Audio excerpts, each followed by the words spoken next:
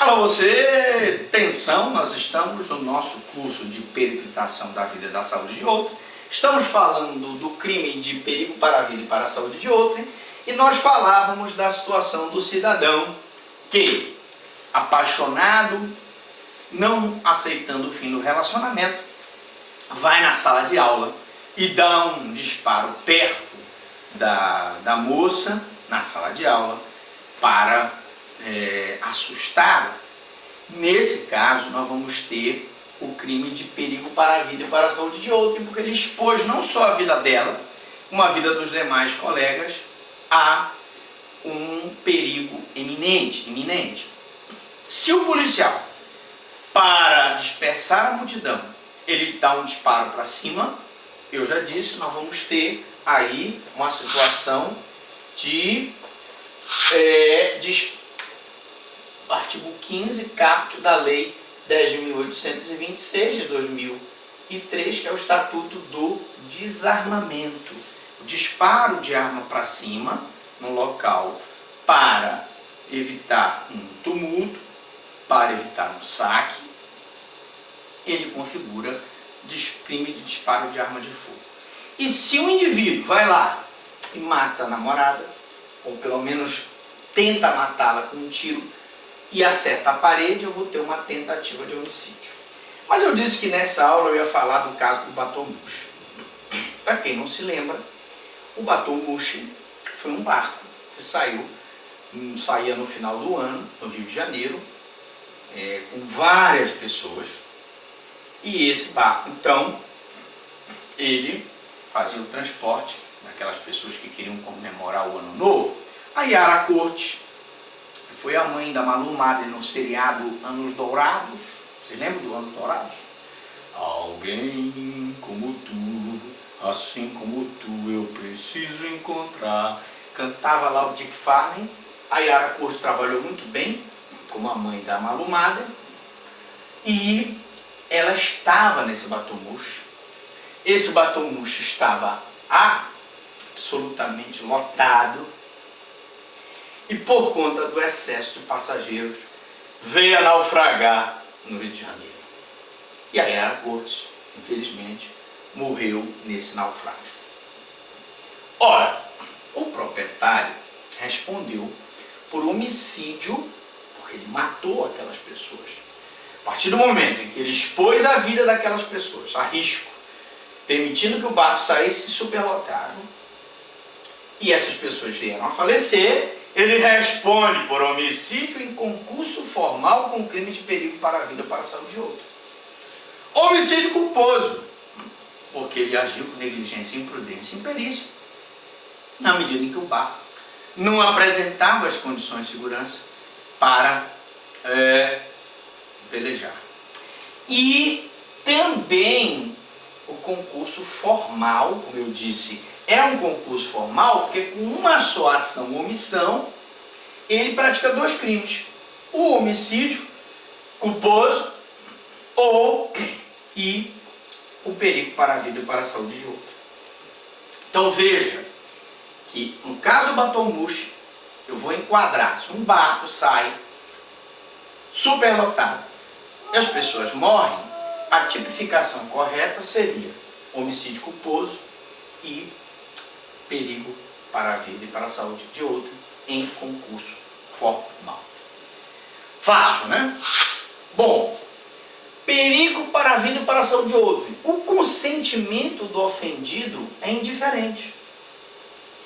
Ah, professor, mas a Yara Cortes consentiu, ela entrou, ela comprou o bilhete, foi lá para passar o Ano Novo. Mas é indiferente, pois trata-se de objetividade jurídica indisponível.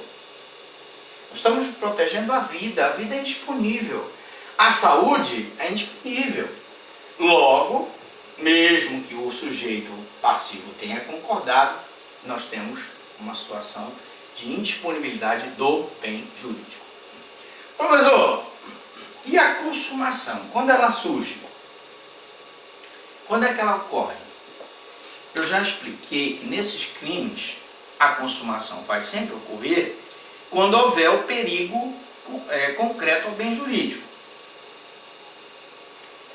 Então, na hora que surge surge o perigo de dano ao bem jurídico, o crime está consumado. Perigo de dano ao bem jurídico está consumado. A ação penal nesse crime é pública incondicionada.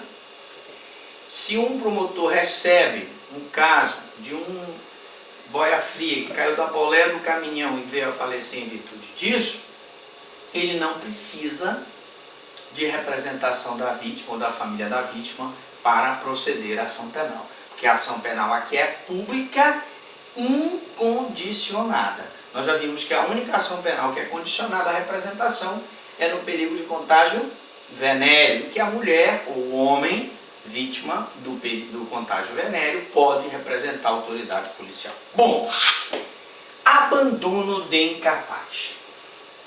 Outro crime muito importante desse capítulo. E diz o seguinte: abandonar o incapaz, não é isso? A pessoa que não tem condições de se defender. A objetividade jurídica aqui do abandono de incapaz é tutelar a segurança da pessoa humana incapaz. Quer seja uma criança de tenra idade, quer seja um idoso, são pessoas incapazes. Quer seja uma pessoa portadora de deficiência, nós vamos ter a incapacidade no sentido amplo. O sujeito ativo aqui só pode ser autor deste delito quem exerce cuidado, guarda, vigilância, autoridade em relação ao sujeito passivo. Então, cuidado. A babá exerce cuidado sobre aquela criança. Guarda. Os pais exercem a guarda em relação àquela criança. Vigilância ou autoridade. A pessoa mais velha que está cuidando daquele idoso tem a vigilância ou autoridade sobre aquele idoso. Logo, aqui eu tenho um sujeito ativo próprio, porque a lei exige uma qualificação especial. Qual é essa qualificação especial? Cuidado, guarda ou vigilância. E o sujeito passivo?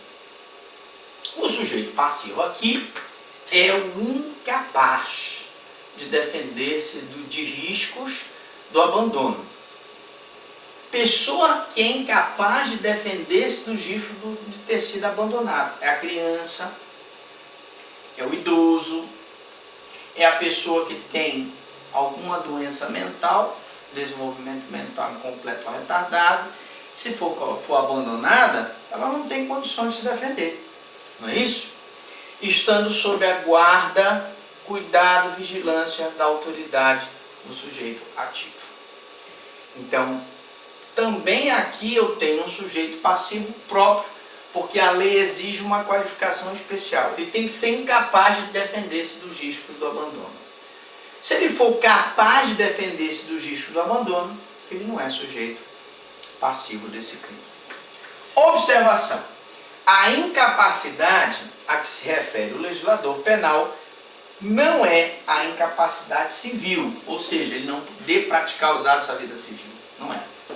Então, nós não estamos falando, por exemplo, de pessoas relativamente incapazes, pessoas de 16 anos que não podem praticar, por exemplo, os atos da vida civil. Não. Nós estamos falando de pessoas que não têm condições de se defender. Pode ser a incapacidade corporal, porque ele é uma criança, ele é um idoso, ou pode ser a incapacidade mental duradoura ou temporária. Ou porque ele tem um problema mental, desenvolvimento mental incompleto ou retardado. Um exemplo aqui, simples, é um enfermo grave em hospital. Um enfermo grave em hospital é um exemplo de abandono de incapaz, se a enfermeira e se os médicos, então, abandonam o tratamento daquele enfermo grave. Não tem condições de se defender do abandono. O ébrio deixado à noite nas margens de uma rodovia. Imagine, por exemplo, uma pessoa, os caras vão para o bar, tomam todas, os 3 amigos, aí na volta os dois vão para casa e deixam o outro amigo bêbado na próxima margem, né, de uma rodovia, ele embriagado, correndo o risco dele então vir a ser atropelado naquela rodovia. Muito grave isso. O ébrio, em alto estado de embriaguez, ele não tem condições de se defender. Elemento subjetivo é o dolo. O tipo penal não admite modalidade culposa. A pessoa tem que ter consciência de que aquela pessoa não tem condições de se defender e tem que ter a vontade de expor o bem jurídico daquela pessoa a risco. Veja que eu estou falando aqui da simples exposição do bem jurídico a risco. Não estou falando de que ela venha a ser lesionada ou venha a falecer. Mas se ela vier a ser lesionada ou vier a falecer, nós vamos mostrar daqui a pouquinho, vai ter um aumento de pena. Consumação. Consuma-se o crime com abandono desde que resulte perigo concreto à vítima. Então, professor, mesmo que ela não venha a se lesionar, mesmo que ela não venha a morrer, o simples abandono que gera risco para a vítima vai caracterizar o crime de abandono de incapaz? Vai. E aquela pessoa será responsabilizada na forma da lei. Beleza? Vamos continuar então falando da forma qualificada. Estamos terminando. Para a gente então, vamos falar da forma qualificada.